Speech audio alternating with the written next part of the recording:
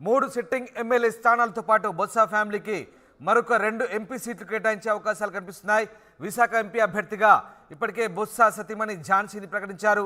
ఇక విజయనగరం ఎంపీ అభ్యర్థిగా బొత్స మరో మేనల్లుడు శ్రీను కూడా కేటాయించే అవకాశాలు కనిపిస్తున్నాయి. ఓవరాల్గా బొత్స సత్యనారాయణకు వైసీపీలో ఫ్యామిలీ ప్యాకేజ్ ప్రకటించి అధిక ప్రాధాన్యత ఇవ్వబోతోంది ఈ పార్టీ. ఇప్పటికే 3 సిట్టింగ్ ఎమ్మెల్యేలతో పాటు మరో 2 ఎంపీ స్థానాలను కేటాయించి బొత్స ఫ్యామిలీకి ఎక్కువ ప్రయారిటీ ఇచ్చే ఛాన్సెస్ కనిపిస్తున్నాయి వైసీపీలో. ఎస్, మా ప్రతినిధి కృష్ణమోహన్ లైవ్లో జాయిన్ అవుతున్నారు. ఎస్ కృష్ణమోహన్, మొదటి నుంచి కూడా బొత్స ఫ్యామిలీకి అటు ఉమ్మడి ఆంధ్రప్రదేశ్ ఇప్పటి వరకు కూడా బొత్స ఫ్యామిలీకి జిల్లాలో పూర్తి పట్టుంది. ఆయన కుటుంబ సభ్యులంతా కూడా ప్రజాప్రతినిధులుగా చలామణి అవుతున్న పరిస్థితి. ఇప్పుడు తాజాగా ఇటు వైసీపీలో కూడా 3 సిట్టింగ్ ఎమ్మెల్యేలు ఉన్నారు. దాంతోపాటు మరొక 2 అదనంగా ఎంపీ స్థానాలు కేటాయించి ఓవరాల్గా బొత్స ఫ్యామిలీకి ఒక ఫ్యామిలీ ప్యాకేజ్ లాంటి ఛాన్స్ వైసీపీ కల్పించబోతుందా? ఎస్ రామదాస్, మొత్తం మీద మీరు చెప్పినట్టుగా ఖచ్చితంగా బొత్స ఫ్యామిలీ విజయనగరం జిల్లా చెప్పగానే బొత్స ఫ్యామిలీకి బొత్సకి ఉన్న ఇంపార్టెన్స్ మనకి గతంలో కావచ్చు, ఉమ్మడి ఆంధ్రప్రదేశ్ ఎన్నికల్లో చరిత్రలో కూడా ఆయనకున్న ఇంపార్టెన్స్ వేరు.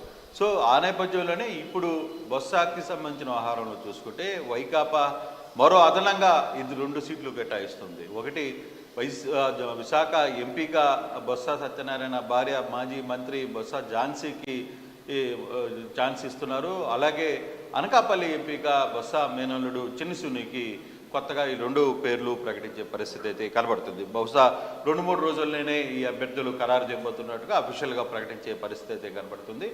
అయితే ఇప్పటికీ బొత్స కుటుంబంలో 3 ఎమ్మెల్యేలుగా 2019 ఎన్నికల్లో పోటీ చేసి 3 గెలిచిన పరిస్థితి మనం చూడొచ్చు. ఒకటి బొత్స చిగురుపల్లి నుంచి బొత్స సత్యనారాయణ పోటీ చేశారు, అక్కడ ఎమ్మెల్యేగా గెలిచి మంత్రిగా కొనసాగుతున్నారు. గజపతి నగరం నుంచి బొత్స మరో సోదరుడైన అప్పల్ నర్సయ్య అక్కడ పనిచేస్తున్నారు. నెల్లిమర్ల నుంచి మరో మేనల్లుడైన అప్పలనాయుడు, మరో మేనల్లుడు అప్పలనాయుడు అక్కడ. అంటే ఇప్పటికీ 3 ఎమ్మెల్యేలు ఉన్నారు. మరో ఇప్పుడు 2 సీట్లు ఇవ్వబోతున్న నేపథ్యంలో 2 సీట్లు ఎంపీల సీట్లు వస్తున్నాయి. మొత్తం 5 సీట్లు వైకాపా నుంచి బొత్స కుటుంబానికి ఇస్తున్న పరిస్థితి.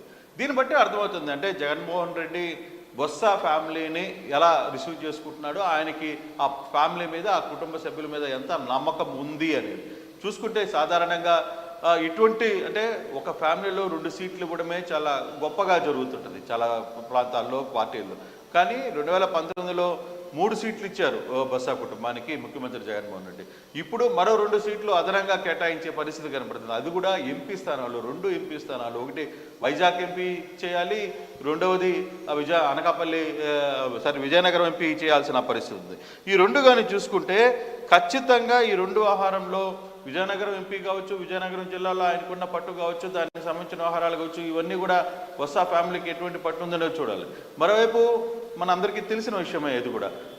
విశాఖ జిల్లాలో కూడా ఈ మధ్య ఇన్ఛార్జ్గా ఉండి బొత్స అక్కడ కూడా తన ప్రస్థానాన్ని ప్రారంభించారు. అక్కడ కూడా కొంత మా అందరితో మంచిగా మెలుగుతూ కొంత ఎక్కువగా అక్కడ ఫోకస్ చేసిన పరిస్థితి కూడా కనబడుతుంది.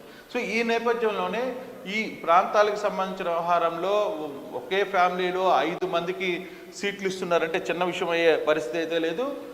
మేనల్లుడు శ్రీను కూడా ఇటీవల కాలంలో బొత్స ప్రాంతంలో ఆ ప్రాంతంలో ఎక్కువగా సక్సెస్ఫుల్ లీడర్గా ఎదిగిన పరిస్థితిగా మనందరం చూస్తున్నాం. 3 ఒక సోదరుడు ఎమ్మెల్యేగా కొనసాగుతున్నాడు, మరో మేనల్లుడు కూడా ఎమ్మెల్యేగా కొనసాగుతున్న నేపథ్యంలో 5 మందికి ఫ్యామిలీలో టికెట్లు ఇస్తున్నారు అంటే ఇది చూడొచ్చు. అంటే ఒక పార్టీ ఒక కుటుంబం మీద ఎంత నమ్మకం ఉంచుకొని ఆ పార్టీని ఆ కుటుంబానికి దగ్గర చేస్తుంది అనే అంశాన్ని దీన్ని బట్టి మనకు కొంత అర్థమయ్యే పరిస్థితి అయితే ఉంది. అంటే మొదటి నుంచి కూడా వాళ్ళ జిల్లాలో ఆ ప్రాంతంలో ఉన్న పట్టు, అలాగే పార్టీ పట్ల ఉన్న విధేయతే ముఖ్య కారణంగా చెప్పుకోవచ్చా పార్టీ ఇంత ప్రాధాన్యత ఇవ్వడానికి?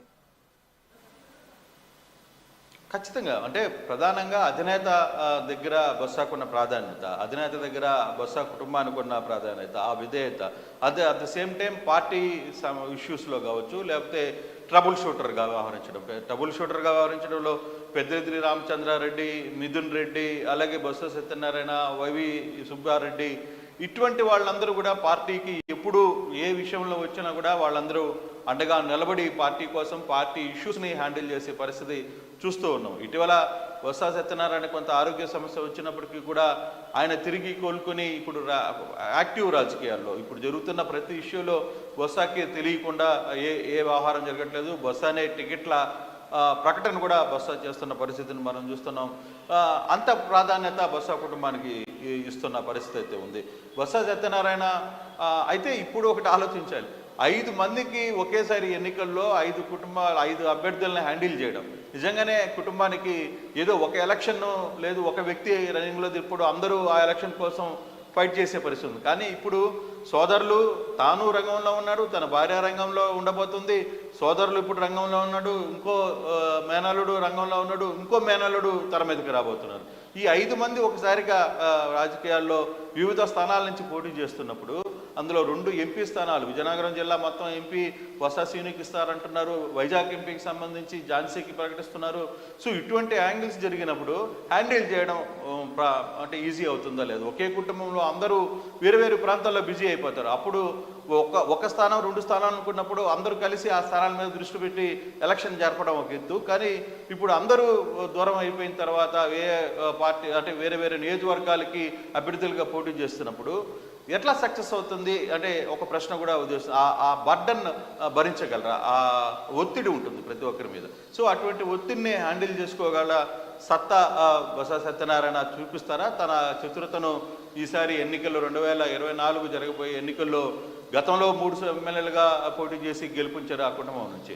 సో ఈసారి కూడా మరో 2 యాడ్ ఆన్ అవుతున్నారు, అందులో 2 ఎంపీ స్థానాలు వస్తున్నాయి. బొత్స ఉత్తరాంధ్ర రాజకీయాల్లో తనదైన ముద్ర వేసే అవకాశాలున్నాయి. మరొకసారి ఇంతమంది ఒకేసారి ఫ్యామిలీ మెంబర్స్ అంతా కూడా ఆయా స్థానాల్లో ఇన్ని జిల్లాల్లో పోటీ చేయడాన్ని బట్టి మరొకసారి ఉత్తరాంధ్ర రాజకీయాల్లో బొత్స మార్కు కనబడే ఛాన్స్ కనిపిస్తుందా ఈసారి కూడా?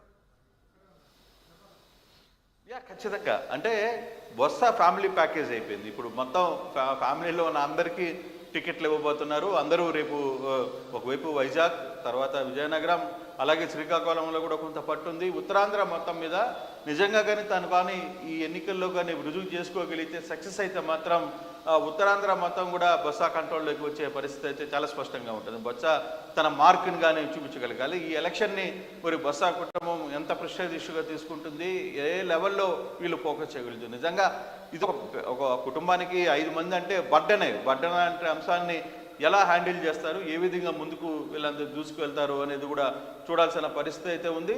సో మొత్తం మీద అయితే ఇంత టికెట్లు కూడా పార్టీ నమ్మి ఒకే కుటుంబానికి ఇవ్వడం, ఒకే కుటుంబంలో సభ్యులందరికీ ఈ టికెట్లు ఇవ్వడం కూడా పార్టీ కూడా ఒక పెద్ద రిస్క్ చేస్తున్నట్టుగానే మనం అర్థం చేసుకోవాలి. అయితే పార్టీ నమ్మింది కాబట్టి ఈ టికెట్లు రేపు ప్రకటించబోతున్నారు అనే చర్చ అయితే జరుగుతుంది. నిజంగా 5 టికెట్లు కానీ ప్రకటిస్తే మాత్రం బొత్స ఫ్యామిలీ ప్యాకేజ్ ఎక్కడ చూసినా బొత్స కుటుంబ సభ్యులే ఎన్నికల బరిలో ఉండే పరిస్థితి అయితే కనబడుతుంది. ఇది నిజంగా బొత్స కుటుంబానికి ఒక పాజిటివ్ కావచ్చు,